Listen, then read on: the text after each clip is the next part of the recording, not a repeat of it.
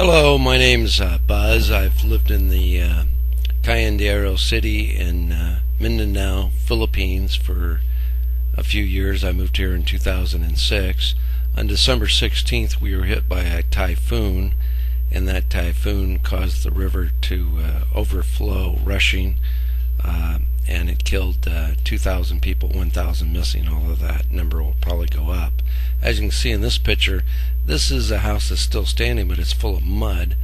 The water's turned off here for a month, so there's no way to use like a hose or anything to wash this out of your house. It's pretty hard to shovel. As you can see, it's like soup. It's about 6-7 inches deep in everybody's house that was flooded, but their house remained, and so it's very hard to clean it up.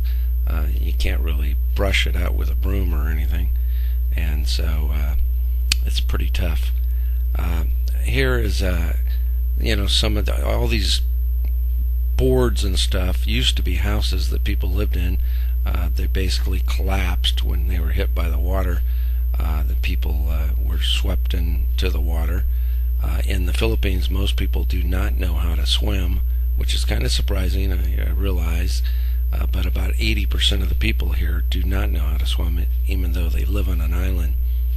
And the electricity at that night actually shut off almost immediately, and there was no moon, so it was pitch dark. There was no lights from the city, and there was no light from the moon. So when they were put into this water situation, they had to swim. They really probably couldn't even see the shore because there was no lights on shore. So it was really a very, very bad situation.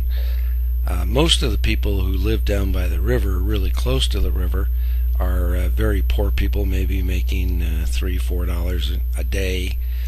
They live next to the river because that's their water supply, because when they build their houses, they're not actually plumbed with city water, so they have to get their water from the city.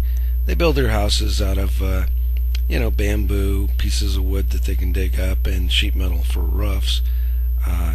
These houses were hit by about 15 feet of water if they were close to the river, and basically it just caved the houses in and washed them down the river. Here's a good picture here. It shows you houses that still made it through, but the water went right over the roofs, so the water was about 15 feet high. So if you were in one of these houses, you could have drowned inside of it if you couldn't get out of it, and then once you got out of it, you were in 15 feet of water that was moving. So probably some of these people died even though their houses didn't get washed away. Here's a billboard sign that doesn't have the sign anymore, but it's got a bunch of debris piled up at the bottom. The river is actually in the foreground there. It was really a bad situation. It hits at about midnight, and it just washed everything away. Here's a lucky rooster. Almost all the animals in the area were killed. All the dogs, cats, roosters, pigs, they were all drowned. This is one that found itself a high spot and lived through it, but the whole area had lots of dogs and cats and stuff, but they're all gone now. This is some of the debris that these people had to swim through. They had to swim through boards and sheet metal and glass and TVs and pots and pans. And it was all piling up, so if you got stuck in that pile, you probably had a hard time swimming any longer.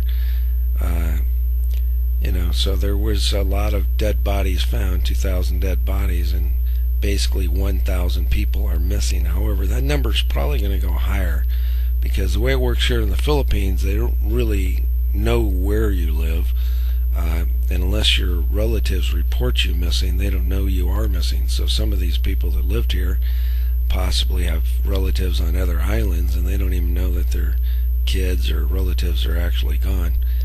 My wife had a family of 5, a cousin, and the whole 5 of them, the wife, the husband, the 3 children, they're all gone.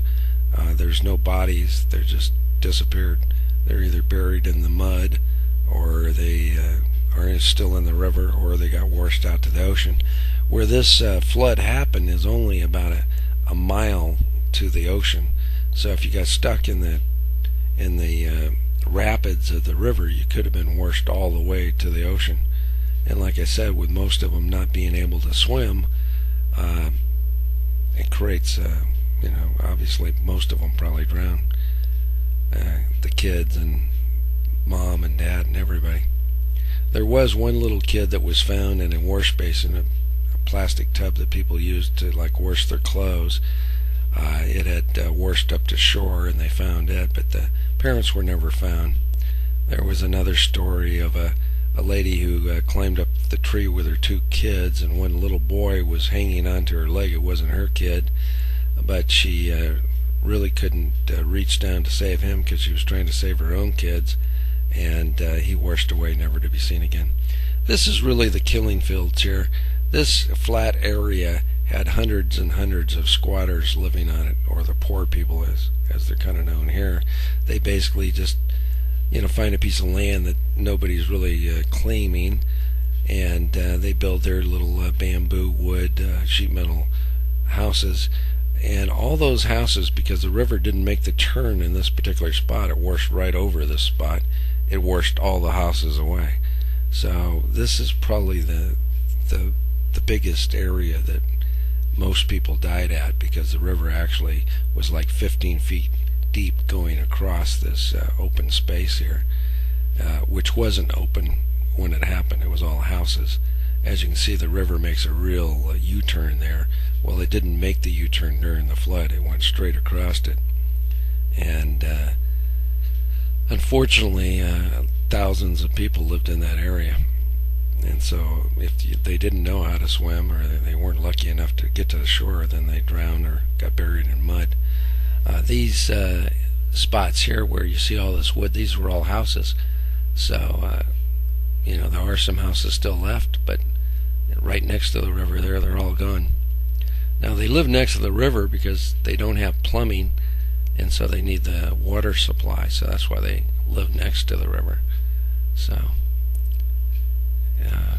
here's another picture where you can see that this used to be houses in this area. Now, it's basically whatever was there is gone. Those people were washed into the river. Some of them lived, some of them drowned, some of them got buried, some are probably out in the ocean. It's pretty sad. And these are little kids along with it, so it's really sad. It's not just adults, it's 2-year-olds and babies and everything else. Now this is a little bit up above the river. You can see the river off to the left, but they're not really on the flat, but you can see the water went right over. It expanded itself from about 250 foot wide river to about 1,000 or 2,000 foot wide river.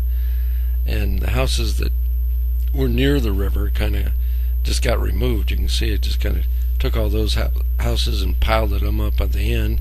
Probably some of the people died in that debris there, and other people were carried right over that debris into the river and on their way to the ocean.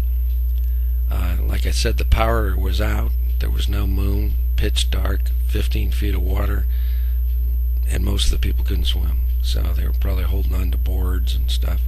Here's a big screen TV that's obviously never going to work again. And this house made it through the flood, but obviously it's in terrible shape. It's got mud all over the floor and everything, so it's not going to work too well.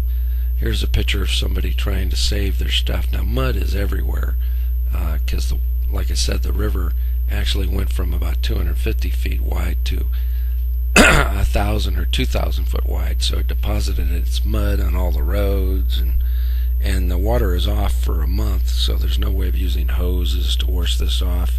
It rains almost every day, so the mud never dries. It just always stays mud. Here's somebody else trying to save some stuff, although it doesn't look like that's going to be worth very much. Probably most of that stuff won't even work any longer.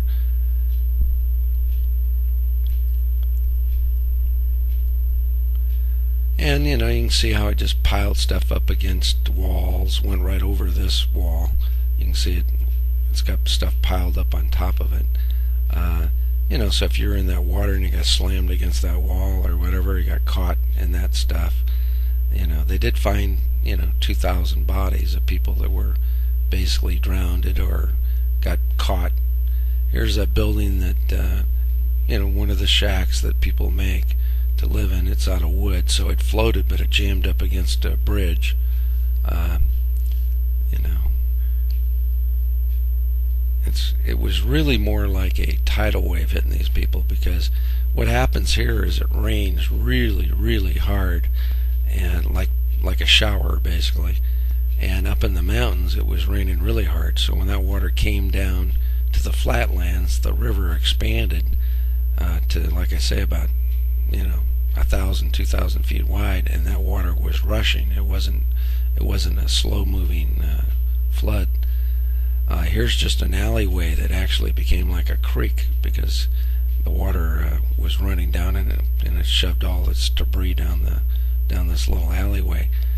This isn't even really that close to the river, but the water up in this area probably was 4 or 5 feet deep, and so it just grabbed everything and created its own thing. Same thing here with this car. It's really not really next to the river, but it floated cars down the street that were parked in front of their houses and crashed them into stuff and rearranged the whole neighborhoods that were within 1,000 feet of the river. Here's another example. These people actually are not right next to the river, but they were close enough that probably the water got 4 or 5 feet deep, floated that car and crashed it into the building, and deposited its mud everywhere. So it was terrible because it happened at basically about midnight is when it really hit.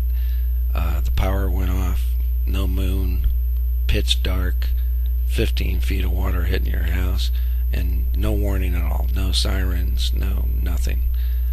Basically, you had no notice.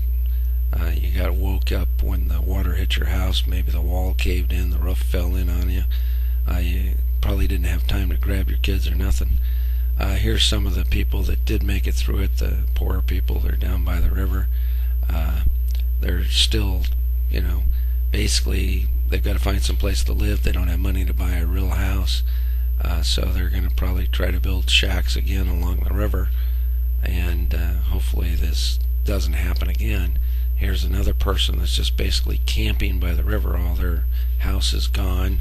They did find a chair, as you can see there, and they're like camping basically next to the river now. They got no place to live, no shelter from the rain. The water is completely muddy and undrinkable. They are passing out water to people, so that's a help. Like I said, the water's off for a month, so there is no water for any of the houses. This is typically what the streets next to the river look like. They're full of mud. It rains here every day. It's almost impossible to clean up all this mud, and even though it dries, it rains every day, so it turns it right back into mud again, and so it's just a mess. Here's a family that lost their house that's actually living in the street in the mud. He's got his whole family there, and as you can see, it's a pretty miserable spot to be living. They're using umbrellas to try to cover themselves from the rain. They got no building anymore. They got no shelter, so they're really in bad shape.